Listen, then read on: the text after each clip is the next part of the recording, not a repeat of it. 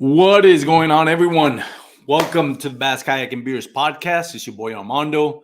Thank you for joining me on this episode. This episode is going to be a solo episode, just me, no co-host, no guest, special guest. We're just going to be me talking about breakdown of my Lake Dardanelle Hobie B.O.S tournament that I fished over the weekend. It was a great time. So really, if you're into tournament fishing, you'll probably like this episode.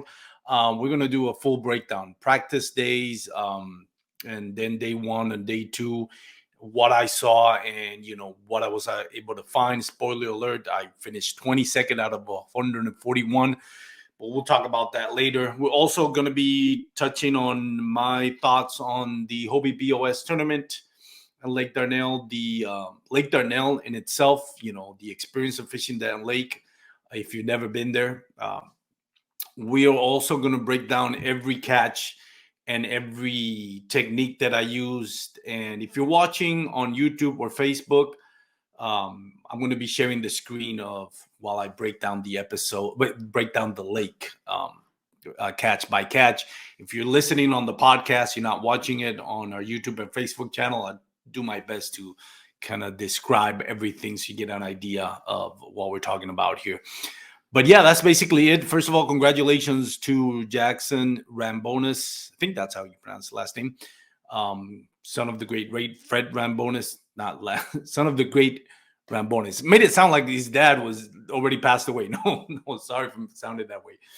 But anyways, got a chance to spend some time at the Rambonis household on Saturday night. Great family, very generous family, very welcoming, warm family.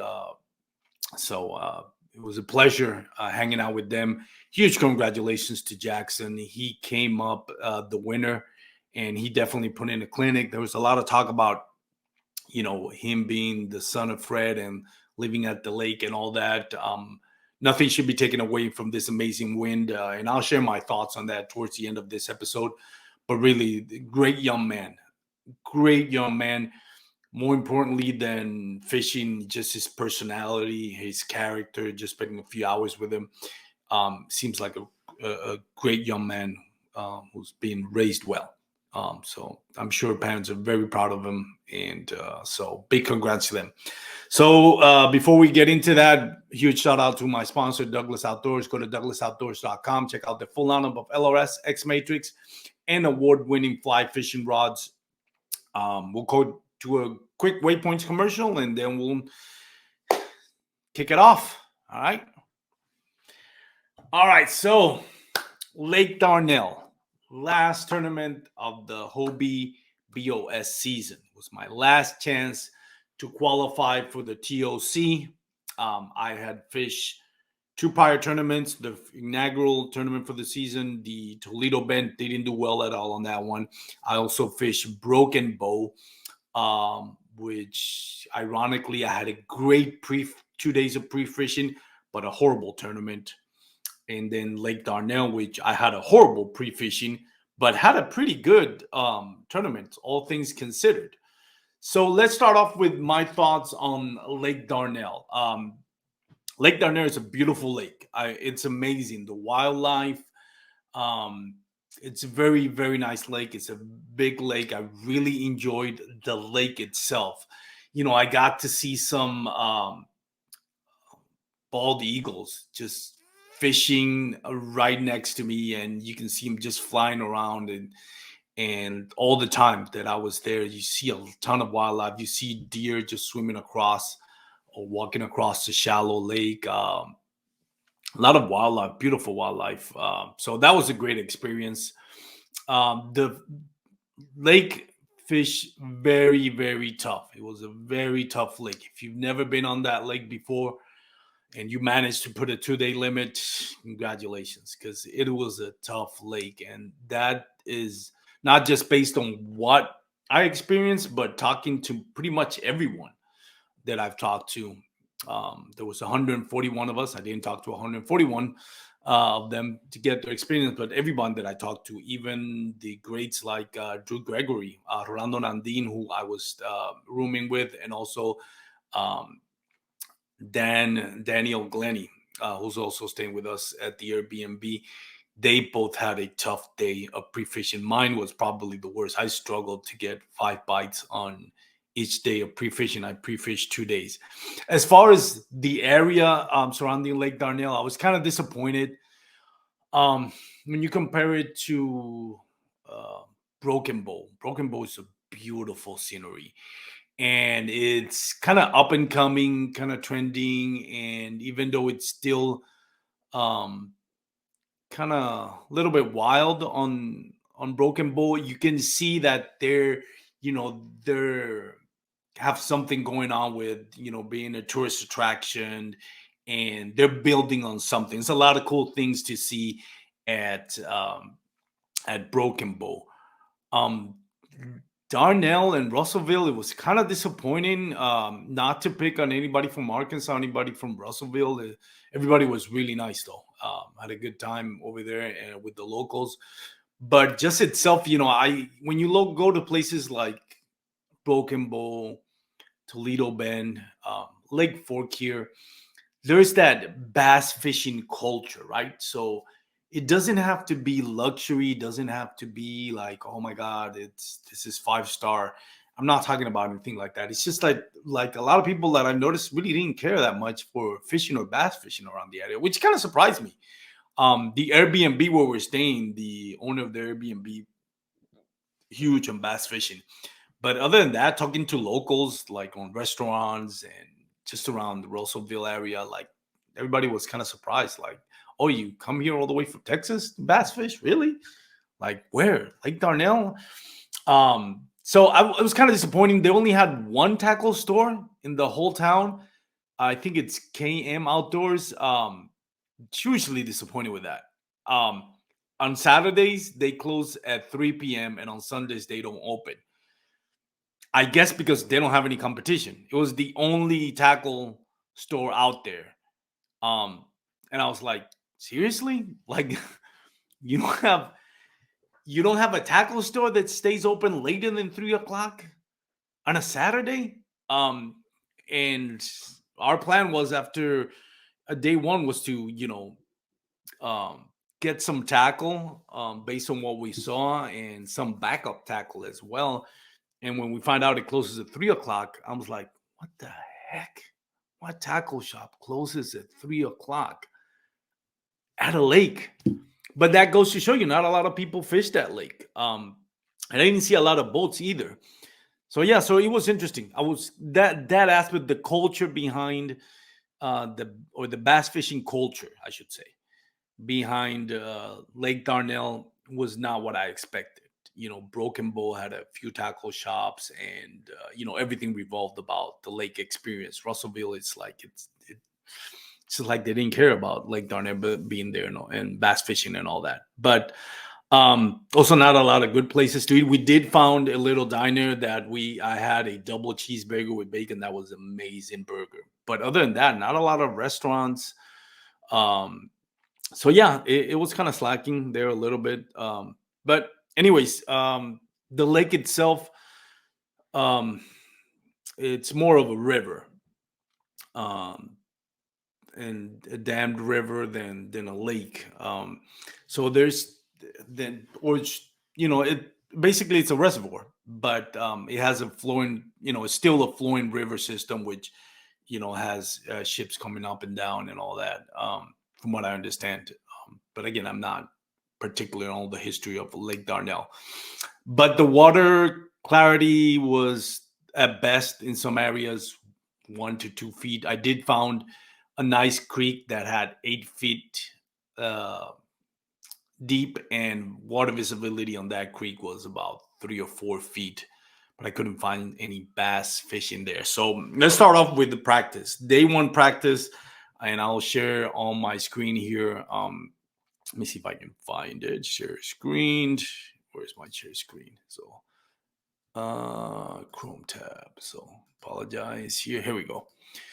So this is where we kind of stayed, 48 Bay Loop Airbnb. Go check it out if you ever go to Lake Dardanelle. It was right here, had a little boat dock. Unfortunately, we cannot launch out of a private boat dock. Otherwise, this would have been great. But we stayed here. I launched out of this blue flag right here. If you can see, it's called the ramp. This is the Delaware Park, small park. I don't know why they call it a park because there's really nothing there. And that's kind of like part of my disappointment with the culture, with the outdoor culture that surrounded around Lake Dardanelle. I think it's a beautiful place, but I don't think they take advantage of the resources as quite as good as I think they should. But anyways, I started off at this boat ramp right here. Pre-fishing day one took me all around this coast, which if you're looking at the Delaware Public Park, I went all the way north, west, went underneath the bridge here, got deep into this creek, man. I got really deep into this creek right here. Somewhere around here, I ended up. Couldn't find any bass fish here. Uh, what I've heard, their bass have not moved up. They're still kind of in their summer pattern. Their fall pattern hasn't really started. So most of the bass were just, or the big bass were just offshore. You can find some bass, at least in my area that I pre-fish along the shoreline, but it wasn't big. It was just, 12, 14-inch bass, the occasional 16, maybe 19-inch bass, but really, I think the bigger fish were offshore. At least, again, on my experience, I haven't heard how the rest of the guys that and girls that landed in the money fished or where they caught them on. You can check the on Facebook the Hobie B.O.S, which everyone kind of breaks down, you know, how they catch them and where they caught them. But yeah, so I took it all the way here. So that's, I don't know, a good 3 or 4 miles from here all the way here to Darwin Cemetery.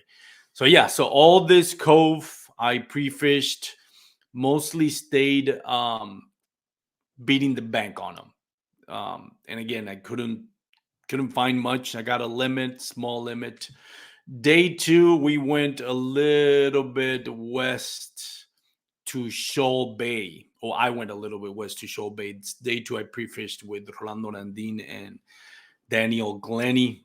And what we did, we launched out of Shoal Bay Park. And again, if you're watching on YouTube or Facebook, I'll show you. We went up this creek, only caught like 2 or 3 fish, all small fish. Kind of went halfway through this bank over here.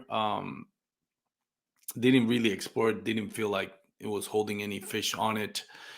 Dublin Park, same thing. I went halfway through it, but couldn't find anything. So I liked the motivation to keep going down. So I went up creek, really up creek, all the way to where the grass will let me, which was just around here. I found some bass here. Finished my limit right here in this area. Some of the techniques that I employed doing pre-fishing for both days was, I'll stop sharing the screen now here. Some of the techniques that I implemented were started off with a chatterbait. Those of you that know me know I love the chatterbait bite. So I'm always going to start with that. I threw in some net rigs, some crankbaits, some Texas rig cross, but most of the bites came off the chatterbait. But again, not enough. I didn't feel confident going after my 2 days of practice that I was gonna win this or end up in the top 3 to qualify for the Tournament of Champions, which was my goal. Did not feel confident at all. The only thing that gave me a little bit of confidence was that everybody was struggling with, and this is kind of the ironic part of it. On Broken Bowl, I was catching fish on every single technique at any point in the lake. It doesn't matter what I threw or where I threw it, I was catching fish. Tons of them. So I was riding high that wave going into day one of that tournament, and I ended up sucking it up. I ended up sucking that whole tournament. This one was complete opposite. So my 2 days of pre-fishing were kind of horrible. Again, 60-inch limits. So it wasn't. I didn't feel comfortable at all. But then again, nobody did. So day one, I decided to go where I went my first day of pre-fishing, which is Delaware Park. Um, I had thoughts of going to other areas. So this was my thinking. I'm thinking I can either try a new area that I haven't fished and try to figure out if I can catch something and that it's worth getting me, into the top of or close to the top of the leaderboard after day one, or I can just go back to where I went the first day and hopefully the fish are there. Again, I didn't have a set plan. I had nothing. I couldn't figure out anything. All I knew was that chatterbait or bladed jig bite was probably the only thing that was working, and really it wasn't good at all. So I decided, instead of testing new waters, I'm just gonna go to that place and try to see if I can find a stretch where I can catch them, and just try to focus on a limit. If my view was if I can catch a quick limit, even if it's a small limit, then if it's early enough in the day, then I'll hop on the car, load up, and go someplace else. There was other areas, Illinois Bays, um, um, which is pretty much like the honey hole or the community hole, I should say. And I just didn't want to deal. I don't do well with with too many people around me. There was two basketball tournaments um, running at the same time. So having said that, went to Delaware Park. There was only like 5 or 6 of us at the boat ramp. I didn't really see a lot of boats, so I guess either the basketball tournament went other places, and really weren't really interested in where I was fishing, which kind of worried me. Also, not a lot of the tournament anglers. I've been to tournaments where there's 20 of us at the boat ramp. This one, it was just 5 of us, and two that I spoke to haven't even pre-fished the tournament. They just picked that place because it was close by. So I felt even less confident that I was going to get a good limit or even get a limit on after day one. So I started off the day, and I'll share the screen again. I started off the day. Let me go back to the share screen. Chrome tab. Lake Dardanelle. Sorry about that, guys. Here we go. So again, Delaware Park did the same thing. I started off the public ramp, and one of the few areas I saw in Navionics, this cove right here, which is just west of the park after secondary point. It's a huge flat, and it's averages like 12 to 14 feet deep. It's a pretty big cove, all things considered. So I had caught a fish here on pre-fishing. I started off with that, and I just started working the bank, all around. And when I got to this little pocket right here, which is just southwest of the boat ramp, somewhere around mid-morning, I caught my two fish, and they were pretty good size. I can't remember all of it. I think it was like a 16 and a half and a 16-inch or a 14-incher. No, actually they were all my smallest bass was 16 and a quarter. So I think I caught like a 16 and a half and like an 18 and a half. But that was pretty much it for that one. And I kept moving around everywhere, just beating the bank. And I couldn't find anything. I found on the Navionics, there's a little island just 1 feet deep here. And actually, correct myself, that's where I started off. So let me correct that. When I started off, I went beeline directly to this point on the straight down on the opposite side, like on the south side of the lake, to this point right here. Yeah, now I remember. And I pre-fished not this island, but further up. There's another little island that was just 1 feet deep on the water. Pre-fished, I mean, fished that, but I couldn't get any bites. It's just gar. Then I started moving towards the southwest side of things, and eventually I got to this cove right here. Actually, that was later in the day, and that's where I caught my first two fish. Um, and I found them because I was beating the bank, and then I noticed this big shad jumping out of the water, just out of the corner of my eye, and I thought, okay, that's what I'm looking for. That's exactly what I'm looking for. Big Chad. That was my indication that I should now focus on throwing a chatterbait. I was trying different things just to get a limit. Chatterbait wasn't working in the morning. Top water wasn't working for me in the morning. So when I saw that, I'm like immediately, okay, I have to fish this. I have to fish this area. And second thing I noticed, they were off the bank. So it was more of an offshore bite. They were like, I don't know, like 200 feet off the bank. So I was like, okay, they're not in the bank, at least not the big fish. So I cast it in there, got two quick ones. Like I said, 16 and a quarter. And I think like an 18 and a quarter was the other one. Nothing after that, then kept moving north. And now I focused on staying off the bank. And just focusing more on 4 feet, 4 feet deep water, four, four fifth. Oh my God, from 4 feet to 10 feet deep. That's what I meant to say. Deep water, and stayed off the bank. I couldn't duplicate that. So I had 2 hours to go. No, I had 1 hour to go.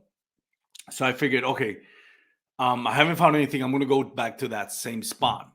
Uh, so I went back to that same spot, and I got my last three bites. The last one came 45 minutes before lines out. My third bite was an 18, 19 and three-quarter inch bass. And that's why I said, okay, game on. Like if I'm catching this, this gives me a chance. Now I was motivated. I was dead tired, but I was like, that gave me the energy that I was looking that I needed. I looked at the leaderboard, saw that Jackson Rambonis was in the lead. He kind of called up like 7 times. So I'm thinking, man, this kid has at least caught 12 bass. So he's probably going to end up in the lead just by averages, because I'm catching, at this point, I'm only catching 3 bass. I only caught 3 bass, and I still had an hour to go. So even I catch 2 more bass, I was like, no, I'm not going to catch up to this guy.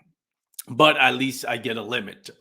But man, after that 19 and three quarters, I quickly caught 2 more. And they were both, I think, in the 18th and 18-inch range. I can't remember all the totals, but ended up with 89 and a half, 88 and a half. I actually had 89. My last fish came 45 minutes before lines out. I was so nervous and so thankful that I didn't pay attention to what I was doing, and I left the mouth cracked open. When I was going to post it, I immediately noticed that. Called AJ McWhorter, tournament director, told him, hey, AJ, I'm about to post this picture. I just want to let you know I screwed up on the picture. The mouth is open. I know that. I realize that. You don't have to text me or call me. It's measures 89 inches. So, but I know it's going to be deducted. I just want to apologize for making your job harder and letting you know that I know that was wrong, that I know I screwed up, but just going to give you a heads up. And he said, don't worry, thank you for the call. Just post it, we'll deduct it appropriately. So they did. So it ended up being, instead of 89 inches, my day one total was 88 and a half. If I would have had the mouth closed, it would have been a quarter of an inch less. So I basically lost, if I would have measured it correctly, it would have been 3/4 inch. I would have ended up with, I'm trying to explain this. I would have ended up with 80 and 3/4. I'm sorry, 80 and 3/4. But because of the deduction, I ended up with 88.5, and I'm fine with that. Those are the rules. I screwed up. That's my responsibility. So realistically, I just ended up with a quarter of an. I ended up being penalized a quarter of an inch because it wouldn't have measured. I wouldn't have gotten 89 inches. I would have gotten 88 and 3/4 if I would have measured it correctly, and then kind of like they deduct a quarter of an inch for a half an inch, which it's fair. It's my screw up. So I have no problems with that. AJ McWhorter did what he needed to do, and I didn't do what I needed to do, which is pay attention to what I was doing. At that point, I'm 88 and a half. Jackson is I think at 83 and a half. So I felt super confident going to day one. I found that spot. I missed the bite, and I caught 4 on that spot. My first bass actually came on the opposite side. That was fairly early in the morning. So my thought is I got 45 minutes. I can try to upgrade, but I didn't see the point of trying to upgrade. I was already 5 inches ahead of the leader. Garrett Morgan, I think, was either tied for second place or just below Jackson. With 45 minutes to go, I didn't think anybody was going to catch up to me after day one. If I would have kept out, my thought was if I keep fishing, trying to upgrade, I'm just going to sore lip this fish. I'm not going to win it on day one, but I can certainly lose it by the decisions that I make on day one. 45 minutes ago, I decided I'm going to leave this bass alone. I don't want to sore lip him. I already hooked 5 big bass into this little cove. It was a little pocket too, by the way. Not a big population of bass. And there's no point. There's really no point. I hooked into 5 of them, lost one. Let me just leave it alone and focus on day 2. By lines out, I noticed Garrett Morgan had actually upgraded and now was an inch above me. He was in 89 and a half. I was 88 and a half. That kind of surprised me. I would have thought maybe Garrett Morgan would have kind of done the same thing. Would have just say, hey, I'm going to leave this. But he kept fishing.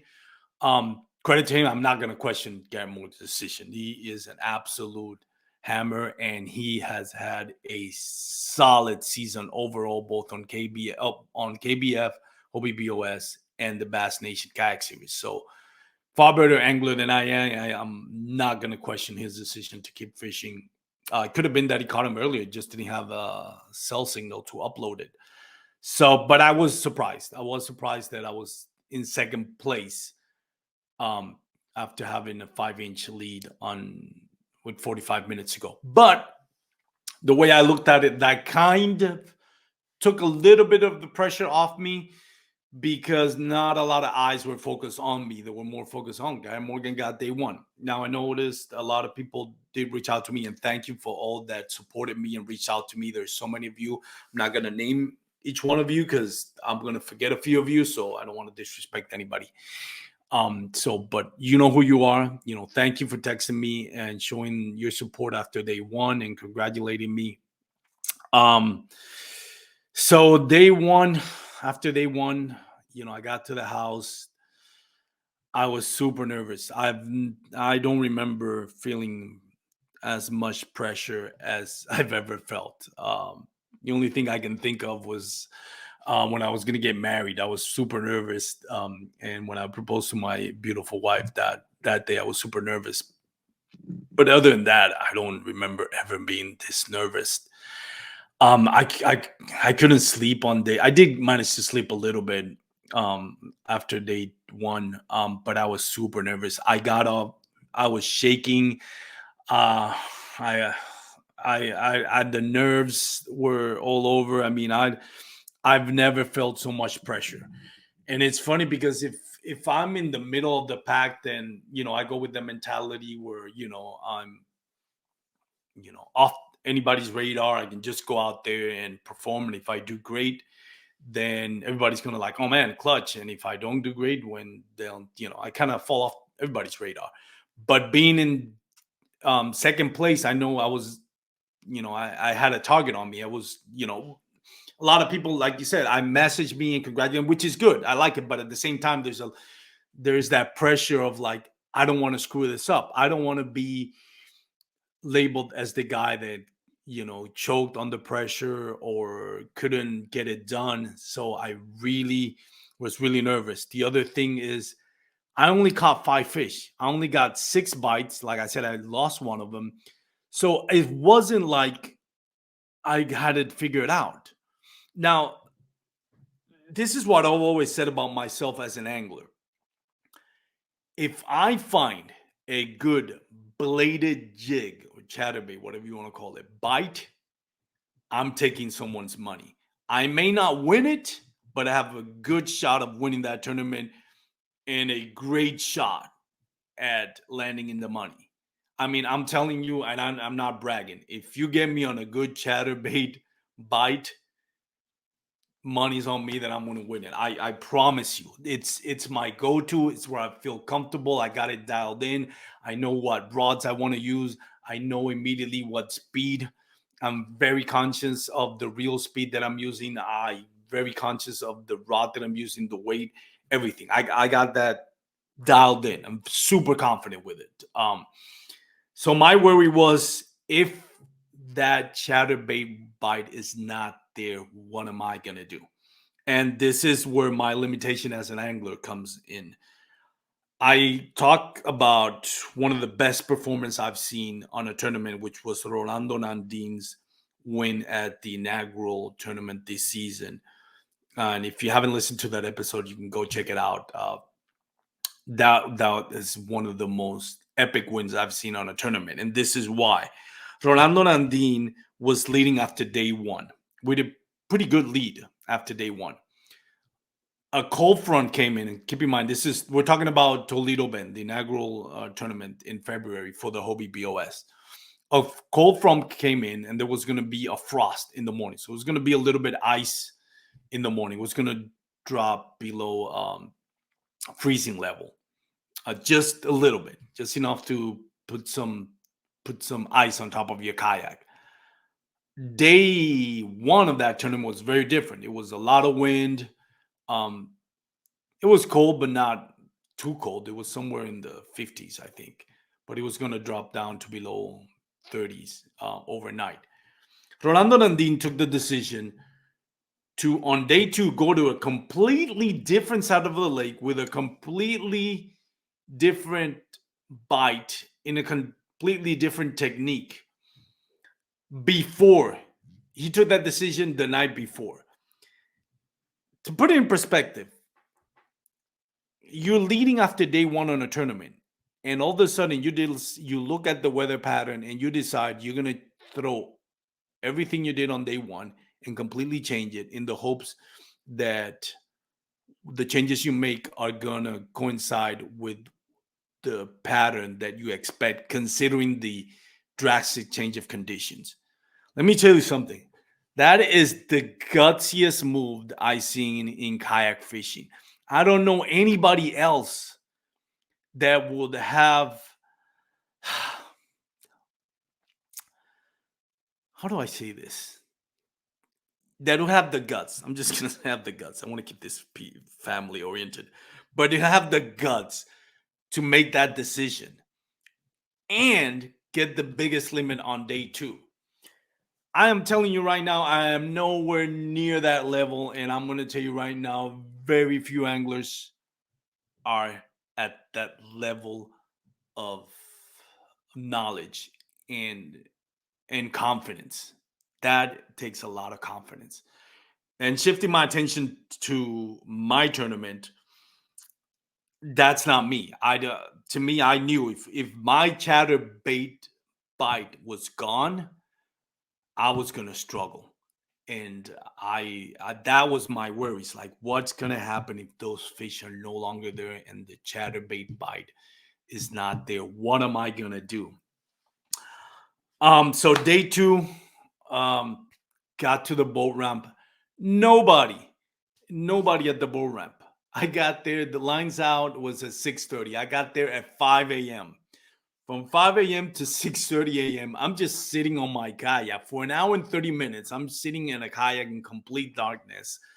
Um, just me and myself. Usually there's people to talk around, but everybody that fished that area on day one sucked at it. So I didn't know what to think of it. It's like that speaks to how bad that area is. I just found this pocket, this little, 100-yard stretch where there were just a small school of big bass just grouping there together. Now you can call it luck. I don't think it's luck because I was paying attention to what was around me and I was changing my tactics to try to see what I find. And what I saw that made me change my approach to now, this is what I'm looking for with the big shad jumping out of the water and bass coming up behind it. That triggered my decision. Okay, I need to switch back to a chatterbait bite. This is what I was looking for. This is what I was praying for. I found it. Let's capitalize on it. That to me is not luck. There's a certain part of luck when it comes to tournament fishing, but I've always said you have to be good enough to have luck play a role in your success. By that, I mean you have to know at least or be talented or knowledgeable to a certain degree where luck plays a part. And I know I'm not explaining this correctly. Like, if you don't know anything about fishing and you're not doing anything right, you can be lucky, but you're not going to win a tournament. You're not going to even catch a check. Now, if you're good enough to um, get five fish, then luck can play a part of it where you find, you cast it right at the right spot and you hooked into the biggest bass and or something like happened to me. But that just doesn't come with, all of a sudden I stumble on bass and I got lucky. No, I paddled about 5 miles to find that spot. I was fortunate to to witness what I was looking for, which again was bass busting out of a shad busting out of the water and bass following it. Yes, in that aspect, I was fortunate or lucky enough, whatever you want to call it, to be there at the right time. But I wouldn't be there at the right time if I just hadn't made the decision to explore and keep my eyes open and try to look for signs of what to do. So take that for what it's worth. So day two, like I said, nobody at the boat ramp. I had it all to myself. An hour and 30 minutes just sitting in the kayak next to the boat ramp, just contemplating life and just playing over my mind what I needed to do. And maybe I had way too much time to think about it. Since there was nobody at the boat ramp, I didn't have to like hurry to my spot, even though it was close to the boat ramp. What I did was like on my way to the boat ramp, I just tried to check out if there was anything else, other signs um, around the area. Once lines out were permitted, then I started casting, and I worked the bus bait. I worked other baits just to see if I can find something. I didn't really rush to my first spot because I wanted to have a backup plan. And I figured let me explore on my way there.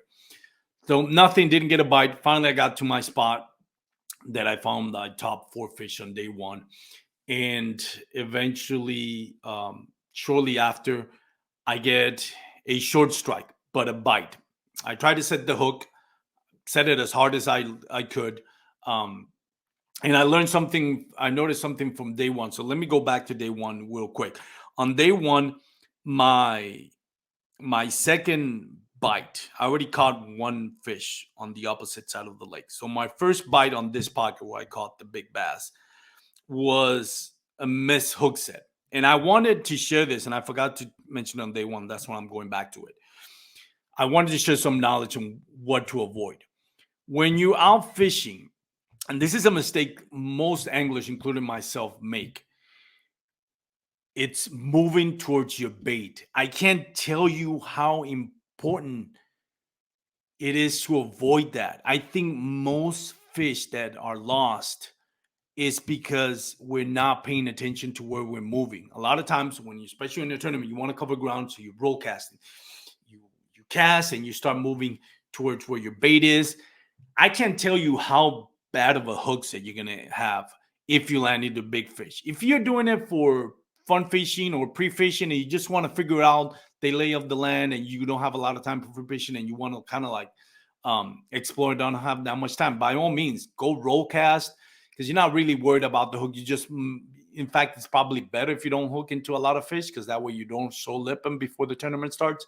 So yes, in that aspect, I will do roll casting, but I make it a point when I'm fishing that I stop. And fishing on a tournament, especially, I stop and I cast, and my automatically put my pedal drive in reverse in case I do get a bite. I and start pedaling. I immediately start pedaling to the opposite side. That way, you get that line stretch, you get that hook penetration. So when my first bite on that bank, where I caught the 4 fish, was I was just coming off the point and I gotten into some wind. The wind had picked up and it was pushing me to where my first cast was. So I hooked into this big fish, but because the wind was pushing me towards it, I lost the fish. Um, and I mentioned that because it's very important. If you're out fishing, if you're new to fishing, I know most of the more experienced anglers already know this, but if you're just learning fishing, that is something you need to pay attention for. Don't move towards your bait is, and make sure the um the wind or the current, it's not moving you towards your bait. Make sure you're either moving on the opposite side or at least at a standstill, anchor if you need to, or paddle while you're backwards while you are retrieving your lure, but do something to avoid you being moved. So the adjustment that I made was when I saw that happen, I immediately switched and started, instead of casting towards the bank, I cast it against the wind towards the offshore, and that's how I landed those 4 fish. So day 2, I got to my spot, did the same thing, kind of rounded about the cove, so I didn't want to go over the top of them, and I started casting from the bank towards the open water because the wind, I had the wind on my face, so that way I wouldn't be pushed toward it. My first bite was a short strike. So I set the hook. It came off predictably. As soon as I set the hook, I figured it was going to come off because it really felt like a short strike, and it did. But I didn't worry about it. I didn't have a second thought. I was actually relieved because I was like, okay, day 2, the bass are here. They're still here, and they're still biting on a chatterbait. I got this. I was like, Jackson, um, Garrett, watch out. I'm coming. I am coming. I was super confident. So I immediately went back, cast it again. Boom, got it. It was another short strike, but I caught it, landed it, kept casting out there, and kept getting short strikes. And I'm like, damn. So I now have to make an adjustment. So I wanted to keep that chat pattern, but there were short striking my chatterbait. So what I did, I switched to a fluke. I put a little nail weight on the middle of the fluke, and I started casting it toward 5 feet deep water. And sure enough, second cast, I land my second fish. They weren't overly big. I think it was like 16 and a quarter and a 14 and a quarter, but good enough that I felt like, okay, this is good. I looked at the leaderboard. Jackson was in the lead. But his fish were fairly small. I think there was something in the 13-inch, 14-inch range, something like that. So I figured I can still win this. It was early in the morning. I think I got my first 2 bites within the hour or something close to that. So I was like, great, feeling high, riding this confidence.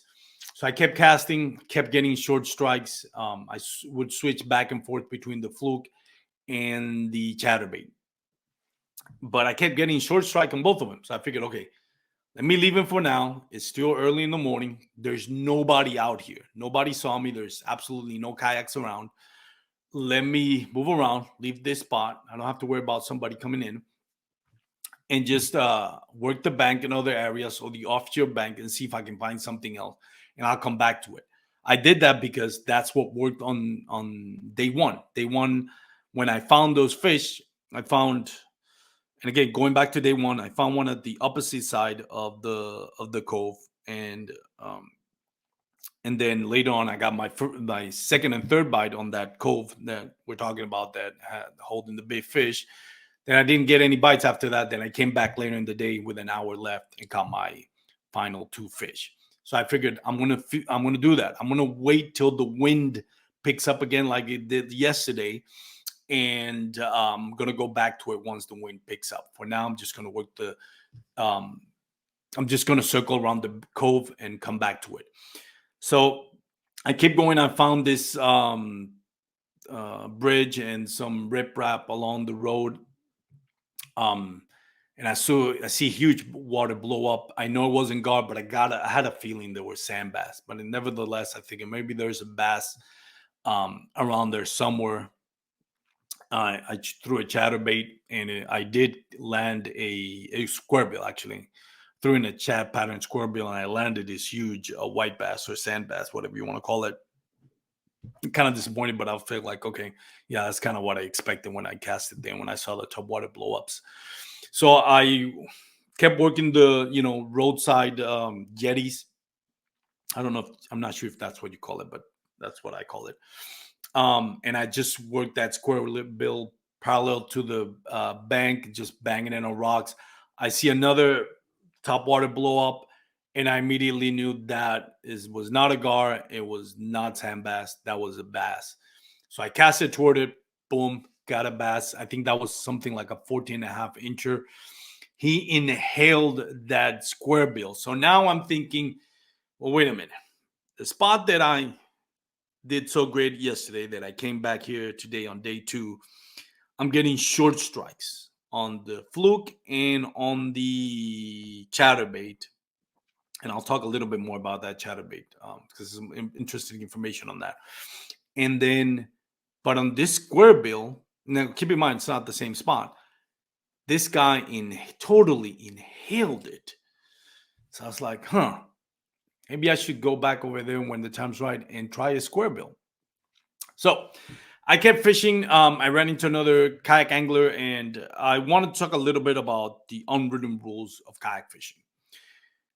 And when I fished the Toledo Bend and Broken Bow Hobie B.O.S tournaments, after day one, when I fished day two, it was fun fishing because I knew I wasn't going to win anything. I had horrible day one on both tournaments. You have to follow written rules. You, as an angler, do not have to follow unwritten rules. That is up to you. However, you can't have your cake and eat it too. If you don't want to follow unwritten rules and you want to write your own set of unwritten rules, you have every right to do so. But like I said, you can't have your cake and eat it too. You can't expect that in this small community where word gets around that you're going to have the respect of other anglers if you don't follow the unwritten rules. I'll give you again my example, and not tooting my horn on this. I'm not trying to be the ethics police or the police of unwritten rules. It's just I share what I feel is going to help the kayak fishing community in whole, not just myself, but in whole, and each one of you individually. When I fish those tournaments on day one, I suck. Day two, if I would run into somebody, first thing I do is I stop casting. I put my rod in my rod holder, go up to the person, say, "Hey, I'm not in the money, and all I'm fishing is for big bass. I know we're coming across, so if you want to fish, whatever you want to fish, let me know. I don't care moving. If you have a chance to catch a check, I don't want to be the reason that you didn't catch a check. So feel free to tell me what not what you're doing, but what would you like me to not do in order to avoid from you. Most times people say, "Oh, I'm not in the money run for the money either, so no worries, do whatever you want," all that. That being said, I don't expect people to do the same for me. Like day two, I was in second place. I don't expect people to come to me and tell me, "Hey, you want me to stop fishing?" Of course not. That's just something I do. My personal, um, uh, my personal view of this. because to me, it's more important how my peers view me than catching a check. My reputation, my good name is more important than any check. I can make as much money winning check, but if I'm known as a guy who doesn't follow the rules, the unwritten rules, is being a jerk on the water, doesn't play nice, no. I'd rather be a loser, but a good one at that, than be a sour winner. So, that being said, I come across this young gentleman. I forgot his name, and I wish I would have remembered his name so I can give him props. And I told him, hey, man, I know you're heading that way. That little cove over there, I caught some big fish yesterday, and he already told me he wasn't in the in the hunt for any money other than big bass.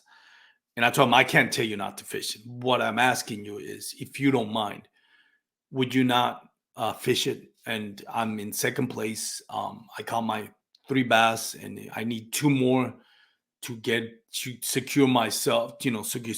To secure a spot in the money, even if they were 12-inch bass. And I told him, even a 12-inch bass, if I get 2 12-inch bass, I had 3 by then. I needed 2 more. I'm in the money. So, is it okay with you? And if he would have said no, screw you, I'm going to fish it anyways, I'm not gonna get into a fight. I'm like, yeah, it's an unwritten rule. You're not obligated to follow it. But the guy was super nice. He said, like, no, dude, what's the spot? I'm told it's over there. He says, are you gonna fish it now? It's like, no, I'm gonna go to the other side because I caught a fish on my first fish on day 1. It's at the other side, so I'm gonna see if I can find it again, and then I'm probably gonna go back as soon as the wind picks up, which is expected to be an hour or so, for 2 hours from now, or later in the day. So he said, fine, dude, don't worry. If I see you coming my way, I'll stay. I'll leave that cove alone. If I see you coming that way, I'll or wherever you're going, I'll make sure to leave you a spot.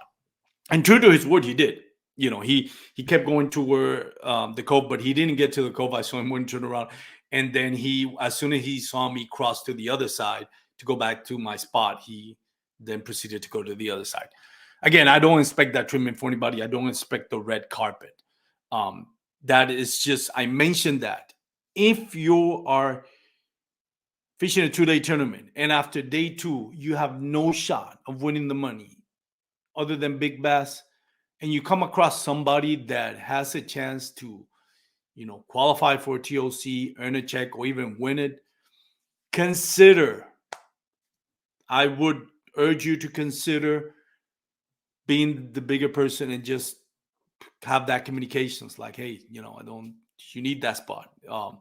And if somebody tells you, hey, are you in the money, and you're not, or are you in the hunt for money and you're not, and they ask you, could you please, not fish where I'm going to fish, or, allow me the spot, do him the courtesy, because you definitely would want somebody to be that considerate with you.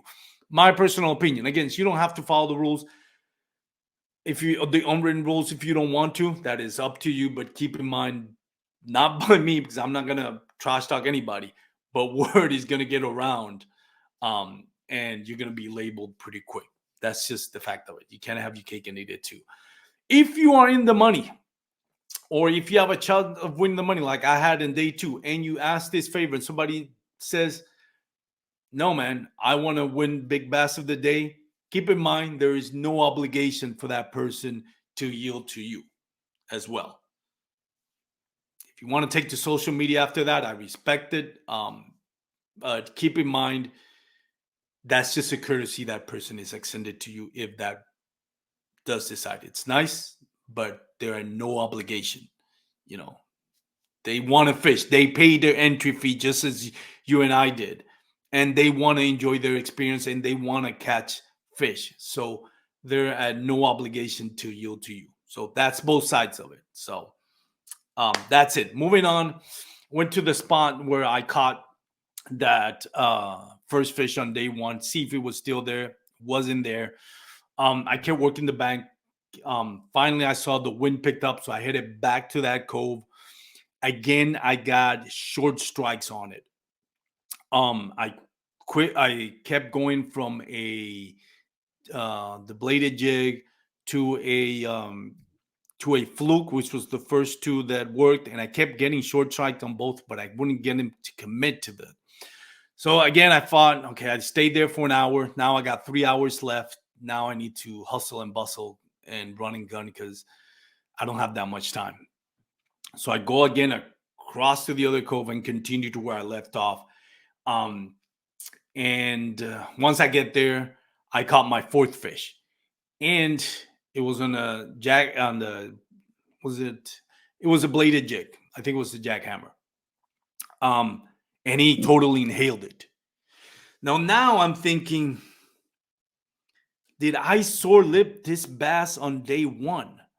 And keep in mind, I stopped as soon as I got my limit on day one because I did not want to sore lip it.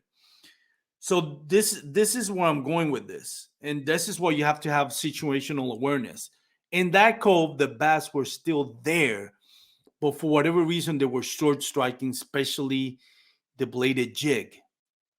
But everywhere else that I threw a bladed jig or a square bill, they were inhaling it. So I was like, why is it that that specific spot is short striking everything and everywhere else it's inhaling it? So that got me into my mind. It's like those bass are sore lipped, and it's frustrating because I did my best not to sore lip them, you know. But keep in mind, this is a very, very small stretch with a small community of big fish. So if it would have been a bigger stretch with more abundant fish that would be replenishing with currents, you get a school of fish and another full school of fish comes out.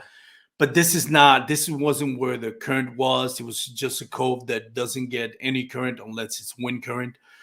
So that's what happened. So as much as I tried to be responsible, not sore lipping, inevitably they did. And that completely threw away my plan. That was eventually my undoing.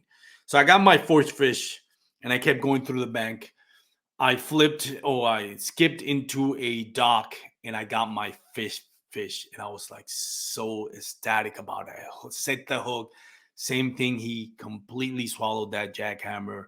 Um, so that kind of like immediately I knew what was going on that cove. They were sore lipped. So got him out of the water. It was just an inch short. 12-inch bass. Keep in mind, a 12-inch bass at that point with 3 hours to go would have put me in the top three, which would have given me a TOC. That was at that point. Eventually, I would have needed a lot more by lines out. But I was so sad. I was like, damn it. I got 2.5 hours to go, and I just caught this 11-inch. One more inch would guarantee me in the money. So I got 2.5 hours to go. I decide to go to a new stretch of water where I've never been before and try to work it out. So I go there and I'm just running and gunning and try to see if I can find something. It was like a small, short bluff wall with like 15 feet going into the bank, and then it will go to 4 feet eventually in the bank. We're talking about depth. So I thought that looked promising on the Navionics. So I worked it. Couldn't find a bass. I got now an hour and a half left, and I decided I'm going to go back to the place where I caught the biggest fish on day one and just live and die out there. I didn't feel comfortable from what I've seen. The Explore New Water is going to work. I had a choice at this point. I'm either going to switch to a Ned rig or some finesse fish and try to get my 5 fish limit, um or I was trying to go big. Now keep in mind, even though I would have I've thought at that point before they took the leaderboard away that even a 12-inch fish would have landed me in the top TOC. I knew there was still time to go, and then there were still people fishing in areas. There were a lot of people catching up by then. What's his name? Jordan Marshall that had moved up. I forgot the name of the other one. Who ended up taking second place had moved up as well in the top three position. I think Garrett Morgan had dropped down to fourth. So I was just like, okay, a 12-inch bass is going to get me in the money. But keep in mind, my goal is to make it into the TOC, either win it or make it the TOC. And I mentioned this because this was what kind of my decision. I mentioned this because I want to explain why my decision is, because a lot of you are going to think, why didn't you do this instead of doing that? And this is why I didn't do it. If this was the first tournament of the season, or at least the halfway through the season, and I need a 12-inch bass to get me into the money, I would have switched to a net rig or a child's play rig, which I like to use a lot. And I always seem to catch fish on the child's play rig, which, if you don't know it, go research it. It's kind of like the weightless net rig. The hook is on the top instead of the bottom, and it goes Texas rig, which is my go to finesse technique. I figured if I switch to a child's play rig or a net rig, I am going to catch a fish. I'm pretty sure I can catch a fish, but it's not going to be a big fish. Percentage wise, law of averages, it would have told me it would have been somewhere in the 12, 14 inch, which would have done nothing but get me in the money, but nothing in terms of winning it or getting to the TOC. This was where situational awareness comes into place. What was my goal? My goal was not to catch a check. My goal was to make it into the TOC, either by winning it or landing on the top three.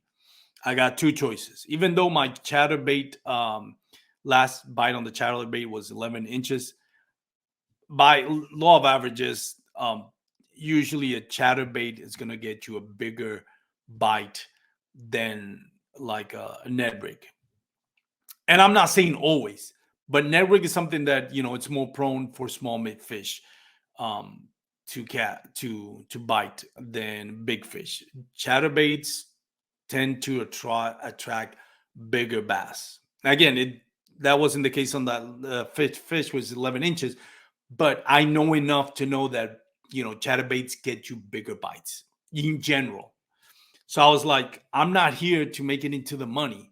I need to land in the top three to get it to a TOC. So I am not just gonna junk fish for with a net rig for a 12-inch bass. I'm either gonna make it to the TOC or come 1 inch short come one bass short of getting a full limit. That was my decision. That's what I live in. That I knew when I took that decision, I was either gonna live and die with this, and I was gonna be okay with it. That was my decision. So I was like, immediately, I was like, I'm going back to that spot. This is it. This is my decision. I'm going back to that spot. I know they're there. I know they're short striking it. I'm just going to go there, keep throwing it. Hopefully, one of them will commit. I'm going to change speeds. I'm going to change colors. I'm going to change the trailers on it. I'm going to change the weight on it from a half ounce to a 3 ounce. I had a few chatterbaits, um, a few rods tied with different chatterbaits. I had the slobber knocker, white slobber knocker with a fluke tied into it, which was half an ounce. I had I forgot a Chad pattern jackhammer with a paddle tail, and then which was also a Chad pattern, and then I had that was 3/8 of an ounce, and then my third chatterbait was the Be Light Delight, which I love that jackhammer, with a Seiko, white and chartreuse trailer. So three different chatterbaits, two different weights, three different patterns, three different trailers and colors of trailers. And for the last hour, that's what I did. For the last hour and 30 minutes, that's what I did. I hunkered down that spot and I just kept casting on it. I kept getting short strike on it. I kept changing the speeds on it. I kept changing it, from straight retrieval to, erratic retrieval to twitching the rod. I tried everything to get him to bite. I've thought about just screw it, let's just throw a net rig, but I knew I wasn't going to get a big bite out of a net rig. Well, I just felt I wasn't going to get a big bite out of the net rig. In hindsight, I probably should have thrown a net rig, and hopefully it would have been something that would get me the money. But again, my goal was to make it to the TOC, not just catch a check, not just end up in the top 14, which are the ones who are getting paid. My goal was to get into TOC. And I knew at that point, with the limit that I had, which was something, my day two limit was 52 inches. And I needed at least I'm trying to figure it out. I was at 152 and a quarter, I think it was, and the leader was at 166. So I needed, and the third place was at 163, I think. No, not 162, was more than that because I needed something bigger than a 12-incher. I was at 142. Anyways, I'm trying to look it up. I should probably look it up, but I don't want to keep you all. Anyways, I needed like a 12-inch bass to make it into the money. And you can look at the tourney asks. If I had a 12-inch bass, I would have ended up in 7th place, right above Drew Gregory. If I would have gotten, I think, like a 18-inch bass, I would have. I think I would have gotten first place. That would have called my 18-inch bass. There's also the thought, well, why don't you look to get that limit and then try to upgrade? The reason why I didn't do that is because there wasn't a lot of bites. Keep in mind, Jackson, I'm sorry, who won the tournament, he was catching 20, 30 bass a day. I was just struggling to get 5 bites each day. And I did. Just one of them was just 11-incher. So it wasn't like I knew that I was going to have time to move up. And realistically, I didn't inch. I don't think I needed like a 20-inch bass to land into the TOC. Not at that point. I mean, eventually when I looked at the leaderboard, yeah, I probably needed like a 20-inch bass.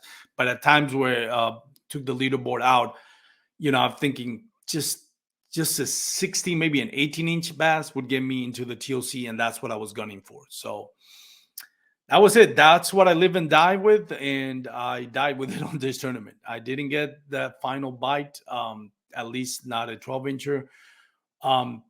Looking back at it, would I've changed something? I probably would have changed tactics a little bit earlier. And that way avoid having to wait until the last 2 hours to look for that big bite. If I would have thrown a Ned rig early in the day, maybe before kind of like halfway through the day and gotten my limit, I wouldn't be under so much pressure to get a big bite at the end. But hindsight's 2020. That's it. Congratulations again to Jackson Rambonis. Great job. Like I said, great family. Fred is his dad is an awesome dad. His wife, also a great host. And, it was an amazing time spending some time at their household on Saturday. I wanted to touch on something because I know there was a little buzz around, Jackson is Fred's son and probably has dad's waypoint, and he lives at that lake. My thoughts on that is the kid is, first of all, more important than being a great angler, seems to have great character, great personality. That's way more important. He did what he's supposed to do. Yes, he had home cold advantage.